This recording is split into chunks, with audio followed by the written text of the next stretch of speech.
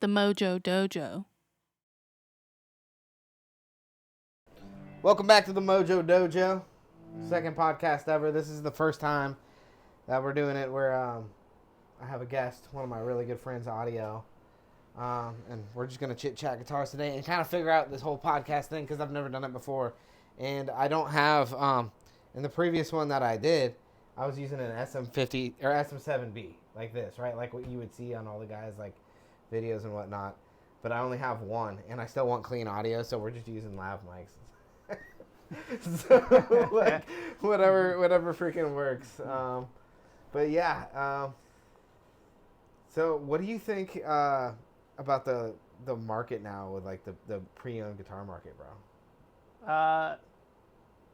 It's kind of been a roller coaster, honestly. It's just like some days it's, good, and people seem to be selling their gear and getting the most out of their gear that they're selling used, and then some days you see things sitting around on the market for forever and nothing to sell. So I don't know, it's just kind of a weird time in the economy right now for anyone trying to sell anything secondhand. Yeah, I feel like. I think you're right, dude. I think that like for us on Reverb at least, it seems like everybody's just like, oh, make an offer. Like nobody ever seems to be buying for the whole price that you put out there. Like say I have a guitar for $400. Everybody's just like, hey, make an offer at like $350 or something like that. And yeah. Pretty crazy. I haven't seen things, maybe accessories, maybe like smaller things. Yeah. But guitars, no. Yeah, guitars is hard right now. It's just like everything else I feel like in the world right now, with everything that's going on. I think everybody's kind of feeling the pressure right now. So. Yeah. It's been even rough with like at the guitar shop when people bring their guitars in, I think a lot of people are bringing them in and then and trading them in, but not like accepting if the price still has to be good for them right now, because I think it is more of the buyer's market right now, not the sellers. Right. Everyone's trying to find the right deal for the right guitar. Yeah. I feel like it's a little bit more specific nowadays, and it's not so much people just splurging, and people want to buy the one really good guitar that speaks to them. So that's kind of how I feel anyway. But dude, I've had a couple pedals up on Reverb for a couple of years now. Like I just kind of forgot about them. Maybe they sold and I just didn't do anything. No, I'm pretty sure they'll tell you if it sold. But to be fair, they're really weird pedals, like a bit crusher and stuff like that. Like you got to find the right kind of dude who's like, yeah, very niche pedals. Yeah. Yeah, like looking to make some music, like some Frank Zappa stuff or something. Yeah. But like it's been on there for like 2 years and it hasn't sold. And I'm like, okay, I should probably lower the price. But when I look, I mean, there's a lot of people with like that price. I'm not like being ridiculous. I mean, the right person will come along. Somebody who wants to make 2-bit sounds or 16-bit sounds will jump all over that one day. Want to make some guitar Nintendo rock one day. Yeah, exactly, man. So. You've been looking at any guitars on your radar? The only one that I feel has been always on my radar, and I think it'll be my end-all be-all guitar, and I think I'll be done after that, is a 1968 reissue Les Paul Custom. Oh, yeah. And that's black. Just black. Yeah. Classic. I think that'll be it for me. I think that's kind of my holy grail right now. What do you try to do? Triple pickup or double pickup? Either one. I think either one's cool. I like badass. Yeah. I'll take either one. That's like if you could have one guitar, like one end-all be-all guitar. Yeah. That's a good one. I'll take either version of it. Speaking of that guitar, dude, I heard Peter Frampton was just in town the other night, but I didn't even know until like the night after. Yeah, he was in town 2.5 years ago, 3 years ago at the in Clearwater at the what do they call it, is it called the Sound? Oh, the new place. The new venue that's down there. Yeah, I don't know, but I was there. I went there, and I have no idea what it was called. We could hear him playing from one of the ferries that we were on one day. He was sounded pretty good. Yeah. How old is that dude now, dude? Like 100? No. No, I love him. I'm gonna guess somewhere in his later 70s, maybe his 80s. Yeah, I don't know. He's got to be up there. I mean, he looks good for his age still. Oh yeah, he does, man. He's got that. Well, he's got that Les Paul Custom, and I think it was stolen. Yeah, it's stolen. Sure. I think it. Well, I think the plane that had it in there or something like crashed, and somebody had got it from the wreckage, and somehow it made it back to him. I think that's the story or something like that. Yeah, that's a wild story. Yeah, it's kind of wild that it came back like over 40 years later or something like that. Some crazy shit like that. Yeah. But dude, I still think fate stuff right there. That one song, "Do You Feel Like I Do?" Yeah, that's a great song. And "Show Me the Way" is a really cool one too. Really cool. I mean, Master of the Talk Box. Yeah. But I was tripping out about it because "Do You Feel Like I Do"? Is there a version of that song that's not live? Like, I don't know. Not that I've really ever noticed. I mean, I've always only known those versions that I've heard that probably everyone's probably heard and been familiar with. Yeah, there's no if there is a studio version, that would be wild because I've never heard that shit. It's almost like they were like, yeah, just write that, and then we're gonna go play it live. They're not gonna. You're like, no, that's good. Just like that. We'll keep that. Exactly. Hopefully it goes over well and the crowd likes it. Yep. Get what you get. Dude, there's a couple cool licks he does that I'm really about. Tell me about this guitar though, right here. Well, this one, I'd been looking for a really beat up looking telly for a while, and this one presented itself to me one day. I was at a Replay Guitarist down here in Tampa, and I saw it on the wall, and I said, that one looks pretty cool. Let me check that out. And it ended up not being a Telecaster, by the way. It ended up being a double Esquire, and I didn't know much about a double Esquire until I did some research, looked it up after I bought it, and took it home and played around with it and realized the controls were slightly different, and I ended up liking it more than a Telecaster, to be honest. It just has a little bit more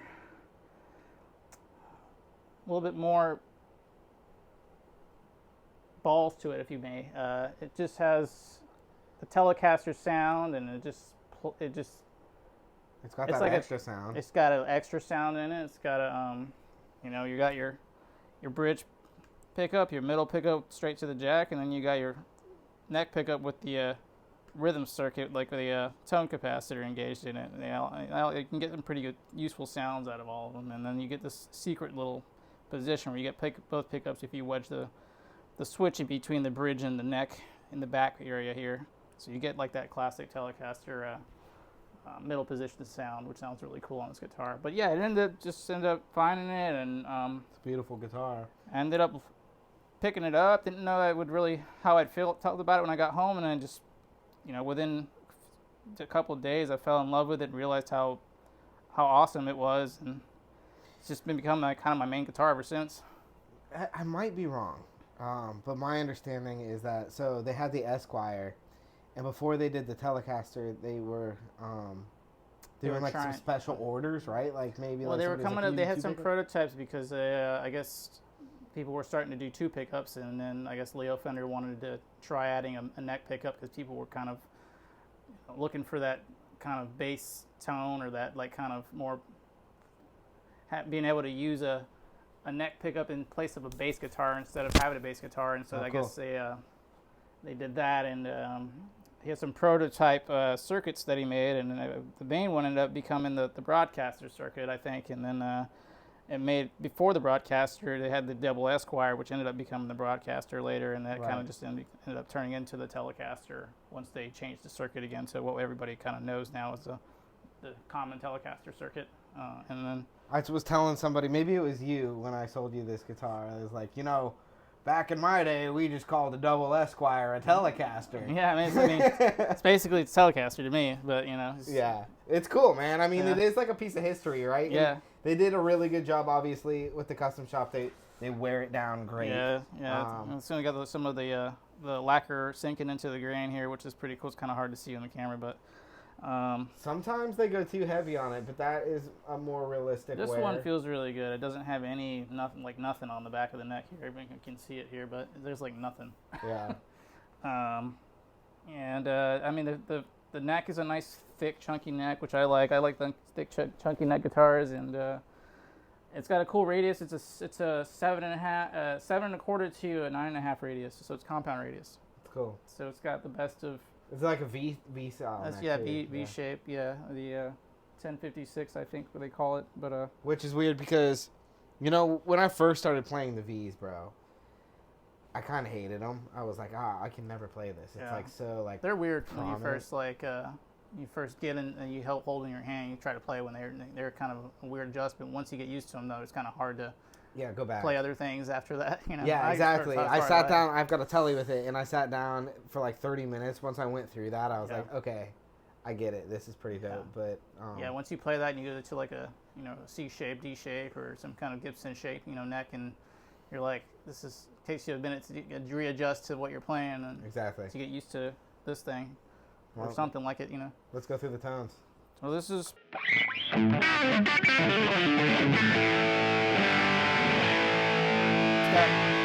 Got a lot of clarity with all the notes, a lot of output. It's like they call it 50 to 51 custom wound pickup set, so they're pretty. Got a lot of output.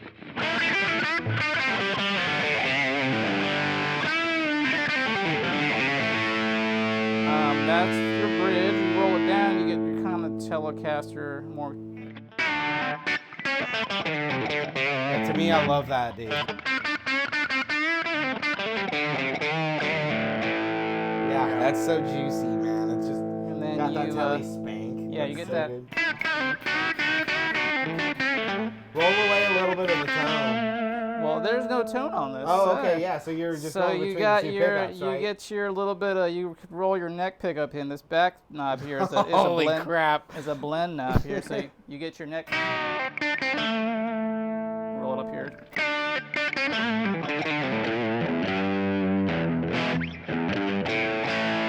Get that little bit of neck pickup sound. Get more of that.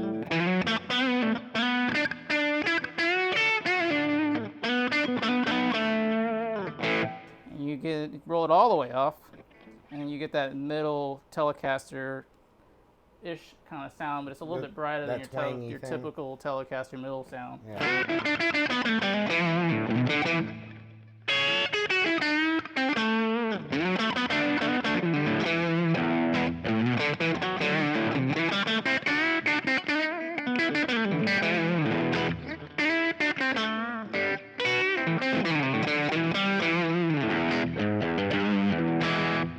And then you got your after that position, you get your neck pickup to straight to the output, so you don't get anything in the way of the circuit. It's just straight up neck to the output, so it's pretty clear and bright. Oh yeah, it's a lot less low end. Yeah, it's a little bit brighter. Yeah. Bright, yeah.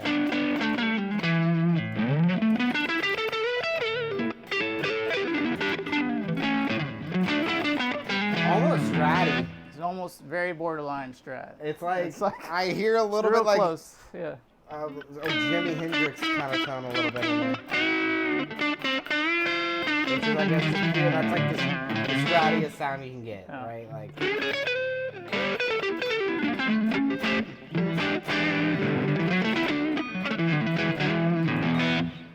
And you get your neck pickup here with the tone capacitor engaged. It's a very slight, very faint.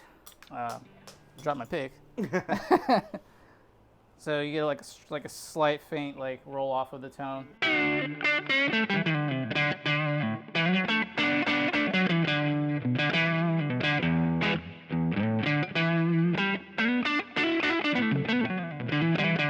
That's great, man. Yeah, so it's kind of that's that sound. So what are the pickups?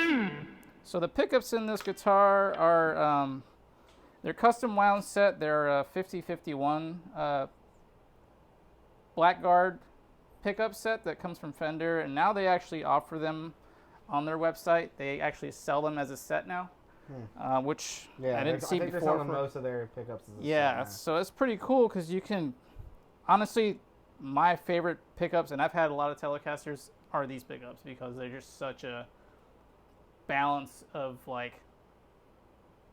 tone to me, and especially the bridge position has just got so much more power behind it, and then the notes all sound just full and crisp and articulate, and there's no difference in volume between the strings. It's all the pole pieces are flat, so everything sounds even. To me, that's my favorite sound. And everybody's got their different preferences, but to me, that's what I like.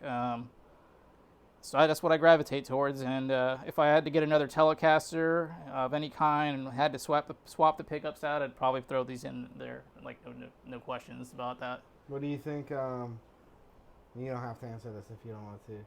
But like, what do you think that would go for on the pre-owned market? And do you think that it would stick around for a long time on the pre-owned market right now? Well, new they're about like what, $499? $4,999? Yeah, about 5,000. Yeah. So I mean, this depends on.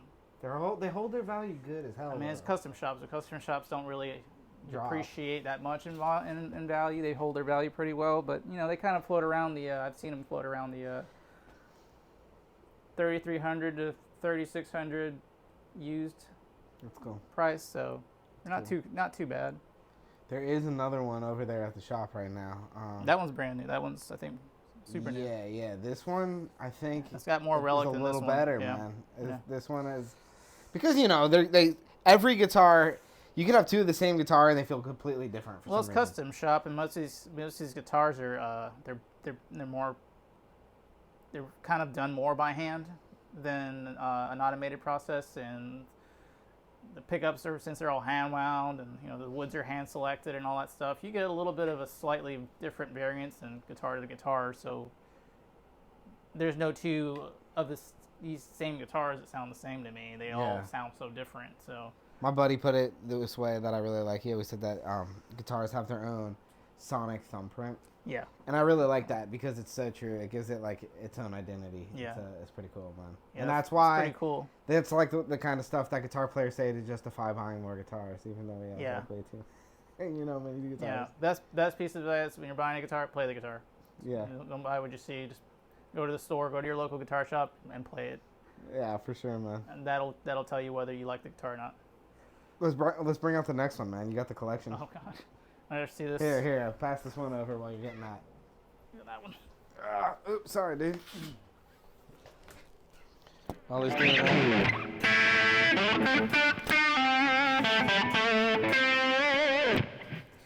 We grab one of these picks here.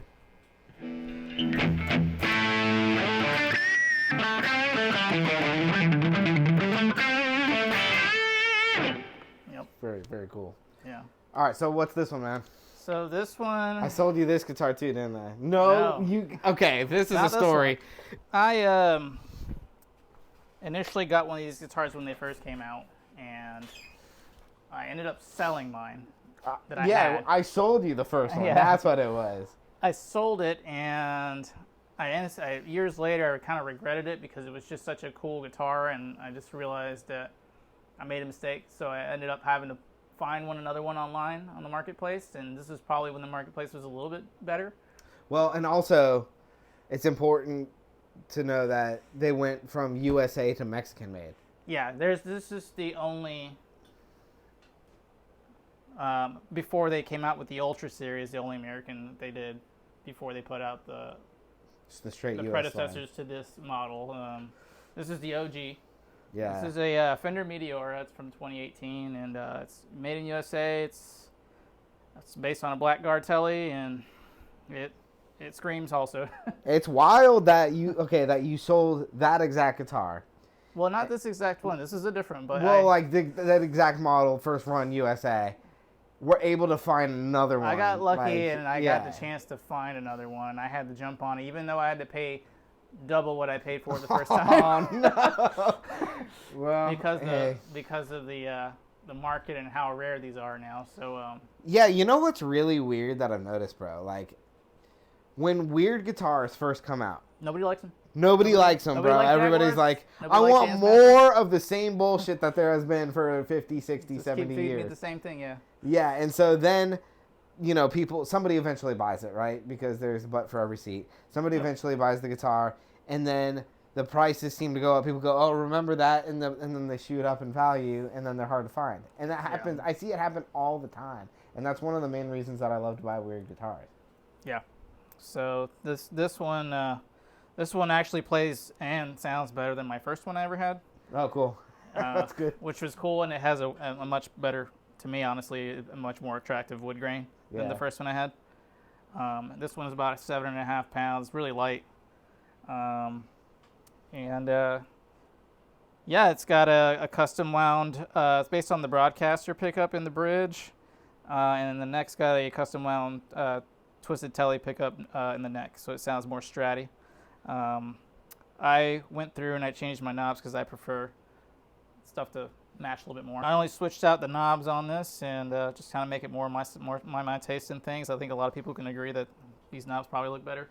Yeah, it does look cool. The classic Telecaster knobs. That is such a cool looking guitar overall, dude. Like just yeah, it's a very cool offset arrow, just kind of space agey looking guitar, and it's got a cool name. And I think that in a few years, people will catch on to how cool these guitars actually really are, and it won't be around as much.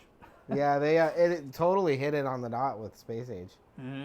It is totally. I mean, it still looks like it came out of the '50s, but it still fits our era today, like an era of style and music today. Yeah, Space Age stuff right now. So it's pretty cool. It plays great.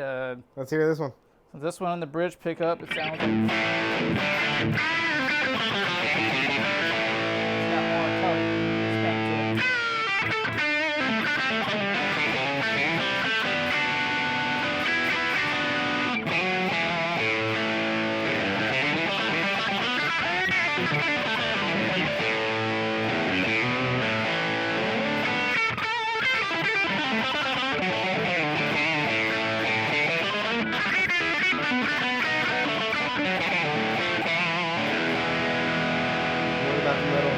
Next, the middle pickup's got a pretty good.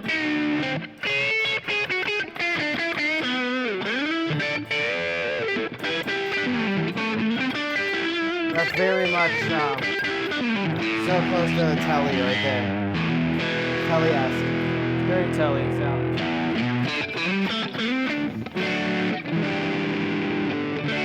It's got a very jangly.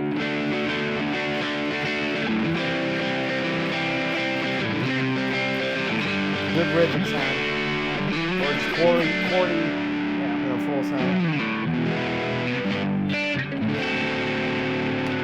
And then you got your neck, which sounds very stratty.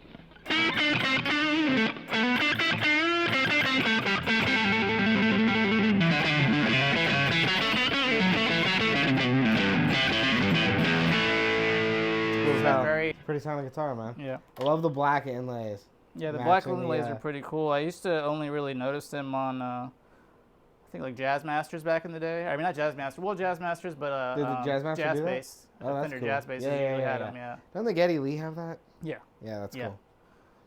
And, all right, and then we got to see the last one, bro. Oh, the last one. Let's see. I appreciate you bringing all the guitars today. Here, pass this one on over.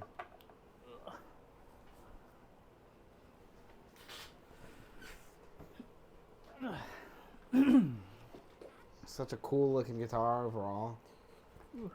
Got stuck on the camera here. Well, this is a Les Paul Jr. that I acquired not too long ago, and I ended up. Sorry, Gibson, I'm not crazy about the modern specs on the new Juniors, so I changed all of them to vintage spec. I changed the tuners, I changed the plastics, I changed the electronics, put them to 50 spec with bumblebee caps, and made it more of a real Junior. So and thumb bleeders. Some thumb bleeders on there that I had left over. The thumb bleeders look fucking badass on there. Like, yeah. I put some gold ones on there because I wanted something a little different. And I put the classic tuners on there, the 3-on-strip tuners on there. Had a good setup on it, and now it's a beast. You've got a great collection going on. Pretty simple, straightforward rock and roll. It's a rock and roll guitar.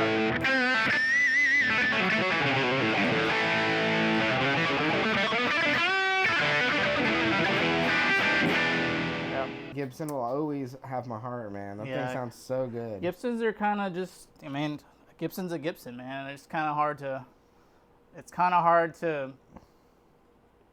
and I don't know. It's just, nothing to me sounds like a Gibson. Yeah. It plays like a Gibson. I don't know. I mean, I love my Fenders. I love Fender guitars. I'm a Fender fanboy, but like, you know, when you get that one good right sounding Gibson, it's kind of hard to put it down. Yeah.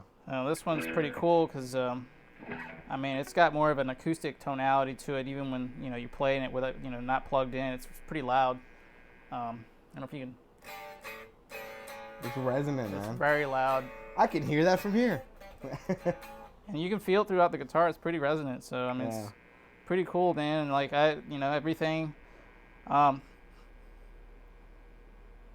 The volume pots on this, they're all different. They're all functional. They every number has a different sound.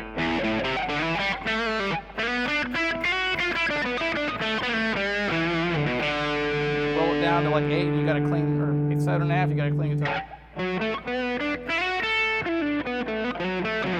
That's good, because sometimes tapers on potentiometers aren't very good. They're just like all or nothing. Yeah, it's 5.5 here. Twangy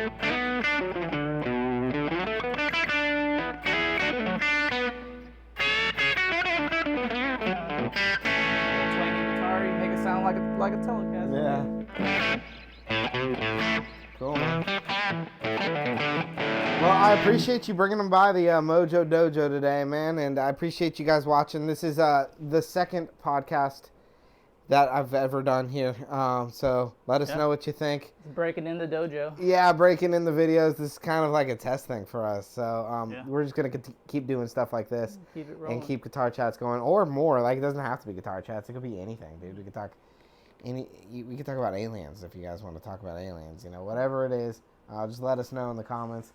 I'll get to editing this, and we'll get it out there, man. I appreciate you coming by, man. You're welcome. Thanks for having me. See you guys.